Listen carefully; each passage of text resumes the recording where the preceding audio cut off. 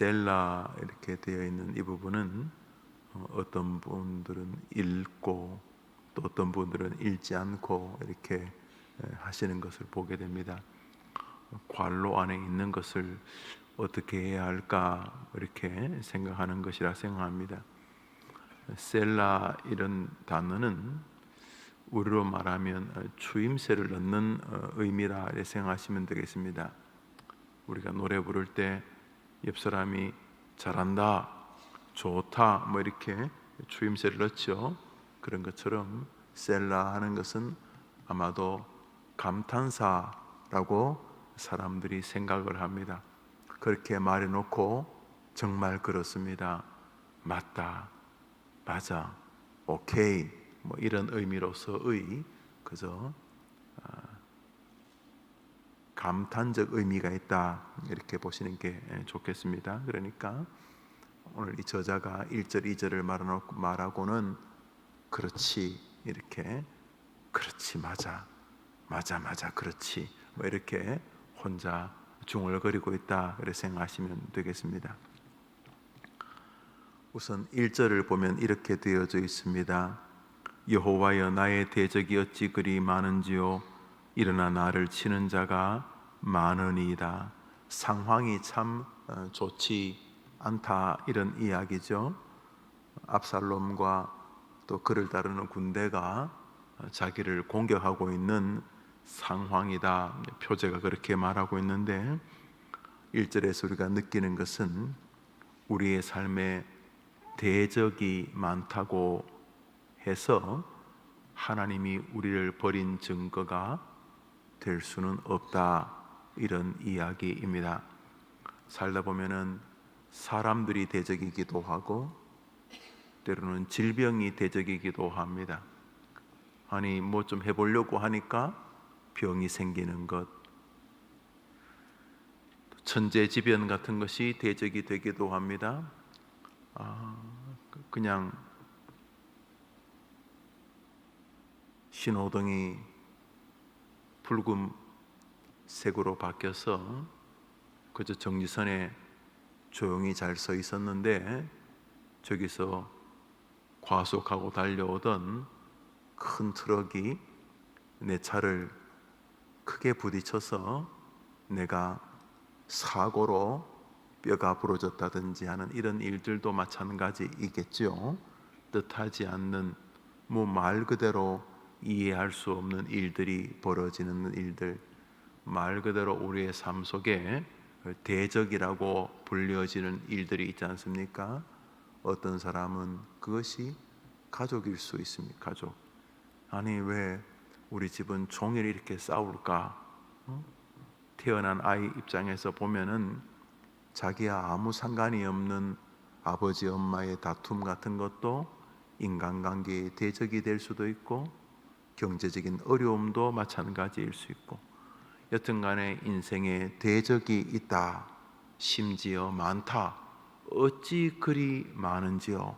많은 대적이 있는 것이 괴로운 일임에는 틀림이 없지만은 그것이 하나님이 나를 버린 증거이거나 내 삶이 저주받은 증거라고 결론 내릴 수는 없다 이렇게 볼 수 있습니다. 2절입니다. 많은 사람이 나를 대적하여 말하기를 그는 하나님께 구원을 받지 못한다 하나이다. 많은 대적이 있다고 해서 내 인생이 실패다 이렇게 결론 지을 수 없는 것처럼 많은 사람들이 쟤는 실패했다. 심지어 하나님이 쟤를 버렸다 라고 많은 사람들이 의견을 낼 때 흔들릴 수는 있습니다.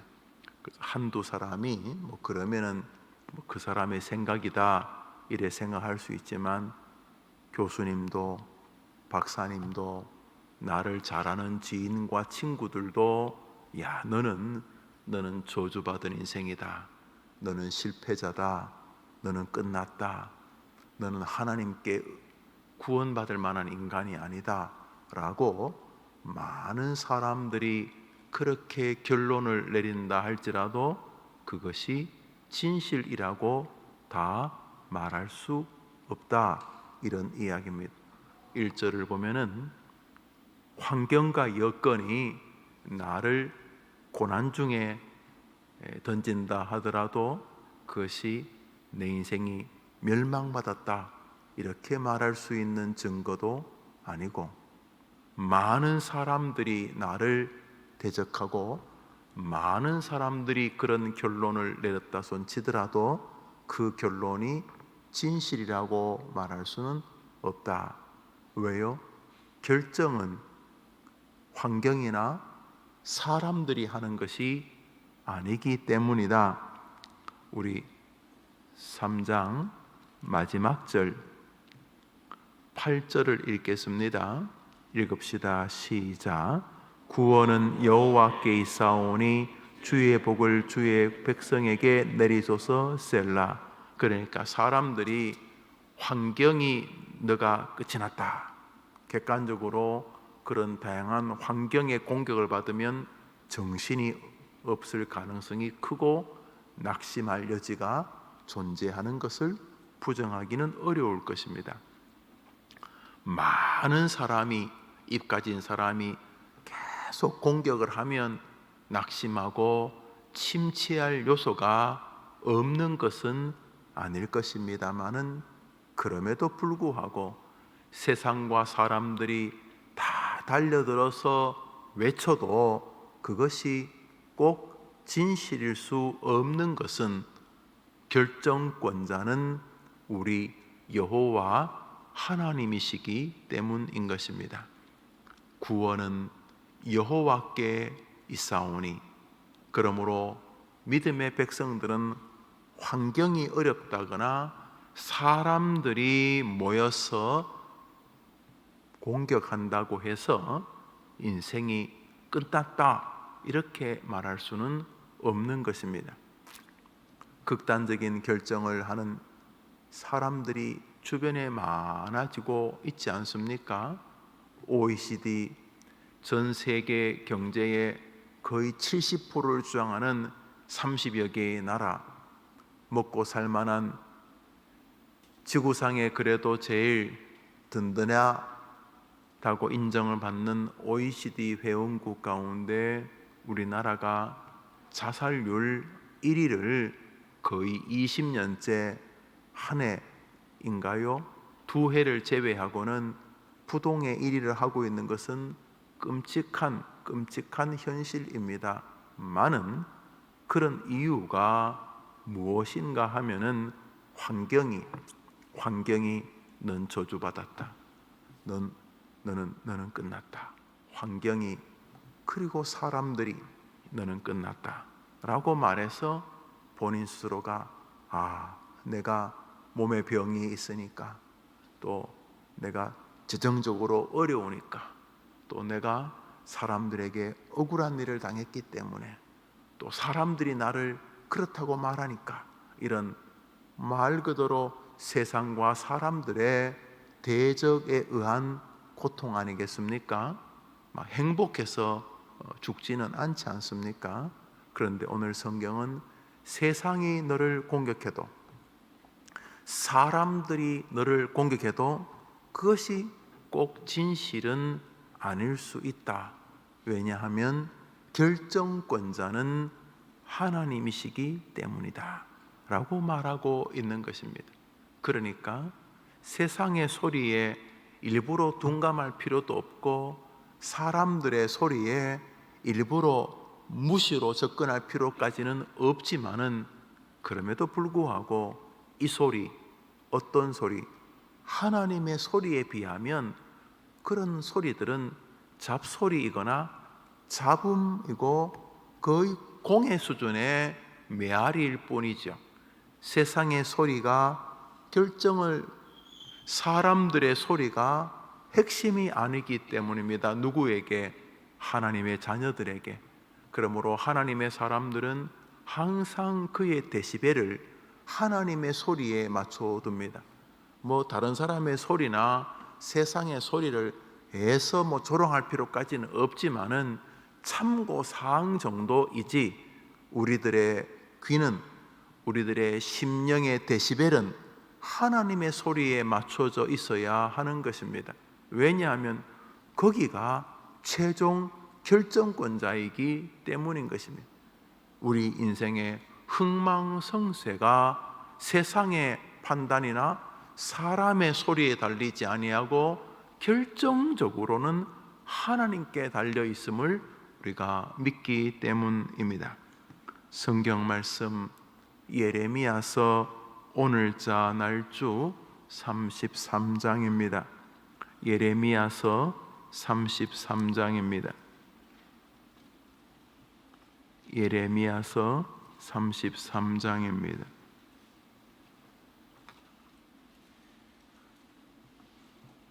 1절부터 우리 3절을 읽겠습니다. 1절부터 3절을 읽읍시다. 시작.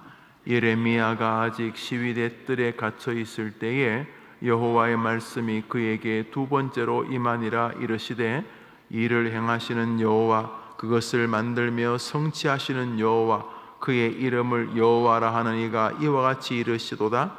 너는 내게 부르짖으라. 내가 내게 응답하겠고 내가 알지 못한 크고 비밀한 일을 내게 보이리라. 아멘. 1절을 보면은 예레미야의 형편이 갇혀 있다 이렇게 말하고 있습니다. 예레미야가 하나님의 말씀을 전하다가 뺨을 얻어맞고 지금 갇혀 있게 되었습니다. 야, 예레미야도 기가 막히겠죠.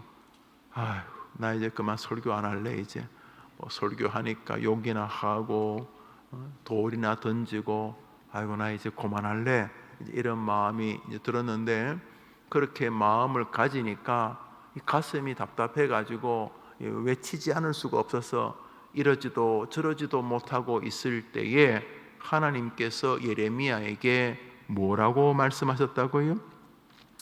여호와의 말씀이 그에게 임하니라. 두 번째 임하니라. 하나님께서 뭐라고 예레미야에게 말씀하셨습니까?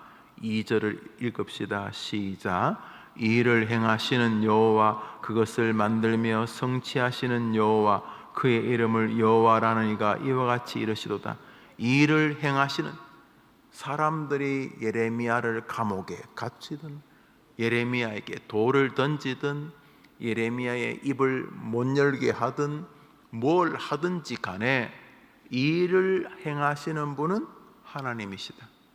뭐 걔네들이 너희에게 할 수 있는 게 뭐 감옥에 가두고 제어하고 제재를 가하고 뭐 이런 정도 하겠지만 결국 이 일을 되게 하시는 분은 하나님이시다. 그리고 그것을 성취하시는 분은 하나님이시다. 그러니까 시편 기자의 입을 통한다면은 환경과 여건이 아무리 너를 막고 너를 끝났다 그러고 돌 던지고 또 사람들도 너를 향해서 돌 던지고 그래서 예레미야처럼 입을 다물게 하고 감옥에 가두고 그래 봤자 결국 이 일을 되게 하시는 분은 결국 누구에게 달렸냐 하면 여호와에게 달렸느니라, 이렇게 말하는 것이죠. 우리는 수지 맞은 사람입니다. 여러분이나 저나 우리 나이만큼 살아왔지 않습니까? 세상 사람도 그렇게 살아왔는데 우리는 세상 사람과 다르게 살아온 것은 인생의 최종 결정권자를 바라보며 살아온 것 아닙니까? 우리나 세상 사람이나 희노애락이 있었겠죠. 기쁘고 즐겁고 슬프고 아프고 다 있지 않겠습니까? 앞으로 남겨진 일도 그렇겠죠. 그렇지만 우리와 그들이 결정적으로 다른 것은 우리는 일을 되게 하시는 분 안에 있는 존재들이라는 사실인 것이죠.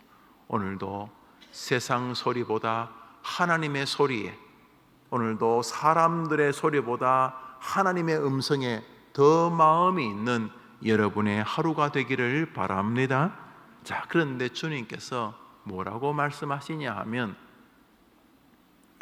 환경이나 사람이나 세상의 핍박이나 어떤 이런 것들이 너의 인생의 결정을 하는 것이 아니고 나 여호와가 너에게 결정하는 것이다. 여기까지는 뭐 시편이나 예레미야서가 대동소이한 정신입니다. 뭐 예레미야와 시편만 대동소이하겠습니까? 창세기, 출애굽기부터 레위기, 저 요한계시록까지 모든 성경이 대동소이한 정신이겠죠. 창세기는 이렇게 말하고 요한복음은 이렇게 말할 리가 없죠. 그러니까 예레미야서나 시편이나 잠언서나 마태복음이나 같은 정신이겠죠. 같은 정신이죠. 사람에게, 세상에 달린 게 아니고 나 여호와에게 달렸다. 같은 정신이죠. 그런데 예레미야서가 내린 결론이 뭡니까? 3절. 자, 그러기 때문에 1절, 2절은 그러기 때문에 우리 3절 읽읍시다. 시작. 너는 내게 부르짖으라. 내가 내게 응답하겠고 내가 알지 못하는 크고 은밀한 일을 내게 보이리라. 한번 따라합시다. 너는 내게 부르짖으라. 하나님이 여호와의 말씀이 시위대 뜰에 갇힌 예레미야에게 두 번째로 임하니라. 너는 내게 부르짖으라. 기도하라는 거죠. 그러니까 제 얘기를 들어봅시다. 김영우 목사의 목회가 사람들이 좋아해 주면 고맙지만은 좋아해 준다고 해서 큰 변수가 되지는 않는다. 김영우 목사를 목회하는 동안 돌을 던지고 이랬냐 저랬냐 그렇게 말하는 게 그리 신선하고 재밌는 이야기는 아니지만 그 또한 중요한 변수가 아니다. 김 목사, 너가 목회를 하는 동안 너의 최종 변수는 나 여호와에게 달렸다. 그러니까 너가 설교를 준비하든 목회를 하든 살아가든 병들든 늙든 죽든 너는, 김 목사, 너는 나 여호와에게 가장 예민해라.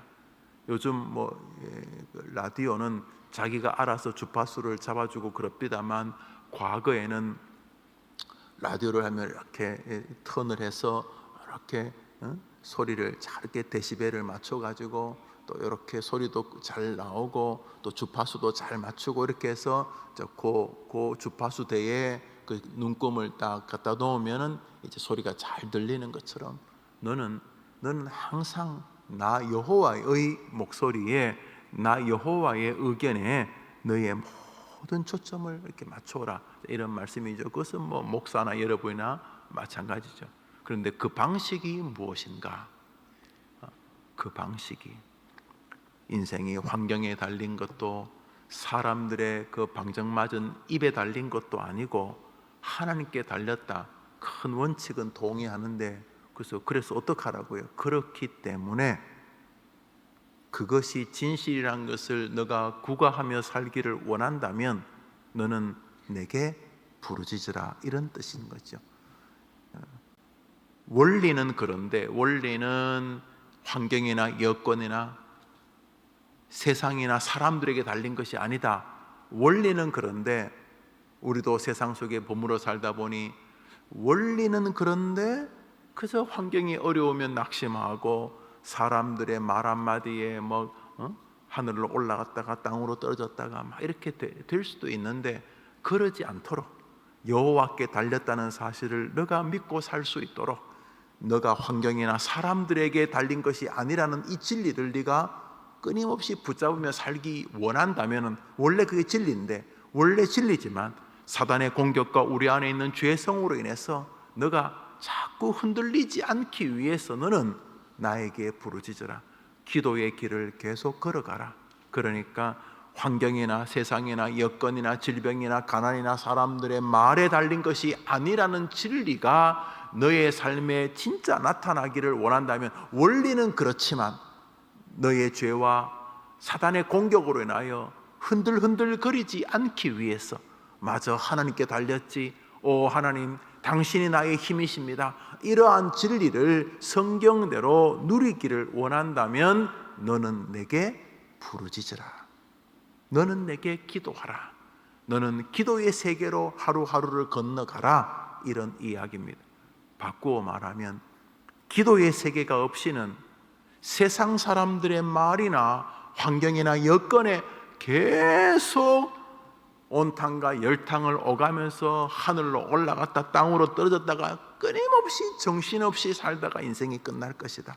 원리는 세상이나 사람에게 달린 게 아니라고 하지만은 너의 기도 부족은, 너의 기도 생활의 침체함은, 너의 기도 생활의 비천함은, 원리는 그럼에도 불구하고 평생 세상과 사람들 사이에서 흔들거리다가 인생이 끝날 것이다. 그러지 않기 위해서는 너는 오늘도 내일도 나에게 부르짖으라. 오 주님, 맞습니다. 세상이나 환경이나 여건이나 사람에게 내 인생이 달린 게 아니라 내 인생은 하나님께 달렸습니다.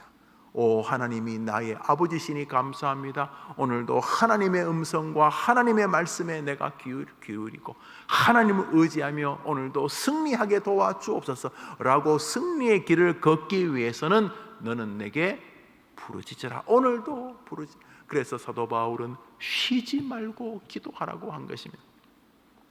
시편은 시편이 뭡니까?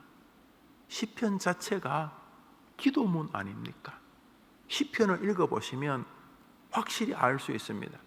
영어로만 읽으셔도 시편이 기도문이라는 사실을 알 수가 있습니다.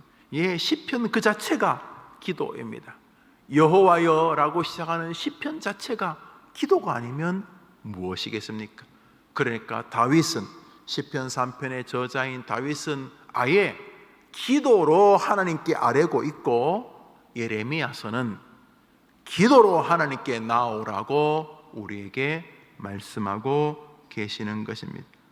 오늘자 날주 사도행전 23장을 우리 마지막으로 한 절 읽읍시다. 사도행전 23장입니다. 사도행전 23장입니다. 11절을 읽습니다. 11절입니다. 사도행전 23장 11절 시작. 그날 밤에 주께서 바울 곁에 서서 이르시되 담대하라. 내가 예루살렘에서 나의 일을 증언한 것 같이 로마에서도 증언하여야 하리라 하시니라. 아멘. 그날 밤은 이제 바울이 이렇게 자신의 신앙을 점검하다가 소란이 나가지고 바울이 큰 죄는 없는 것 같다는 파와 바울 저놈을 죽이기까지 내가 밥을 안 먹겠다는 파들이 나뉘어져 가지고 아주 혼란과 혼돈에 빠질 때에 하나님께서 바울에게 나타나셔서 너가 로마에서도 복음을 예루살렘처럼 증거하게 될 것이다 라고 하셨다는 것입니다. 이것이 바울로 하여금 또 일어나 복음 증거자의 길에서 물러서지 않고 용기를 얻어 이렇든 저렇든 사람들에게 자신의 복음을 증거하게 하는 계기가 다시 되었음을 성경이 보여줍니다. 여기 중요한 것은 11절이 바울의 말과 또 하나님의 말씀 혹은 예수님의 말씀이 겹쳐져 있다는 것입니다. 그날 밤에 주께서 바울 곁에 서서 이르시되, 담대하라부터는 주님 말씀이죠. 담대하라. 너가 예루살렘에서 나의 일을 증언한 것 같이 로마에서도 증언하여야 하리라고 말씀하셨다는 거예요. 바울이 하나님이 자기에게 말씀하셨다는 것입니다. 어떤 방식으로 말씀하셨는지는 우리가 정확히 모릅니다. 말 그대로 귀에 옆에서 이렇게 속삭이게 말씀하셨을 수도 있고, 조용히 기도하는 동안 기도 속에서 강력한 음성으로 확신으로 그 내면에 말씀하실 수도 있고, 또 가지고 있던 성경을 읽는 동안 성경 안에서 주님께서 말씀하실 수도 있고, 혹은 하나님께서 다른 사람 설교자를 통해서도 말씀하실 수 있고, 어느 쪽이든 간에 사도 바울의 인생의 결정권은 사람들의 박해가 아니었습니다. 너 한번 더 예수 얘기하면 죽인다. 사람들이 바울을 박해했지만 그것이 바울의 뒤에 이어오는 향후의 인생을 결정하지 않았습니다. 사람들은 바울이 예수님 말을 못하게 하고, 심지어 사람들이 바울을 죽이라고 말하고 있습니다. 시편 3편의 기자 기록하는 것처럼 환경과 사람들은 바울을 적대적으로 대하고 있습니다. 아, 그래요? 뭐 당신들이 싫어하면 내가 뭐 하지 말지 뭐 이러지 않고 바울은 자신에게 주신 복음을 세상에 그대로 증거하고 있습니다. 그 바울이 그렇게 말하는 동인이 무엇인가? 11절에 주님의 말씀이었다는 것입니다. 주께서 바울에게 말씀하시자 바울은 환경은 지금 바울을 잡아서 죽이자, 두드려 패자 뭐 이런 그룹들과 사람들은 바울을 향하여 막 조롱과 야유와 비난과 위협에 막 돌을 던지고 있습니다. 환경은 지금 상황이 아주 안 좋습니다. 아유, 세상이 저래 싫어하면 뭐 하지 말지 뭐. 아유, 사람들이 저래 싫어하면 뭐 하지 말지 뭐 이럴 수 있을 텐데 바울은 오늘 읽었던 사도행전 23장 이후에 끊임없이 대제사장에게, 총독에게, 본봉왕에게 계속 말을 합니다. 그래서 결국 어떻게 됩니까? 로마로 갑니다. 사도행전은 바울이 로마로 가는 것으로 끝나지 않습니까? 로마로. 그러니까 결국 바울이 자신의 인생을 결정하게 되는 가장 큰 동인은 사람들이나 환경이 아니었습니다.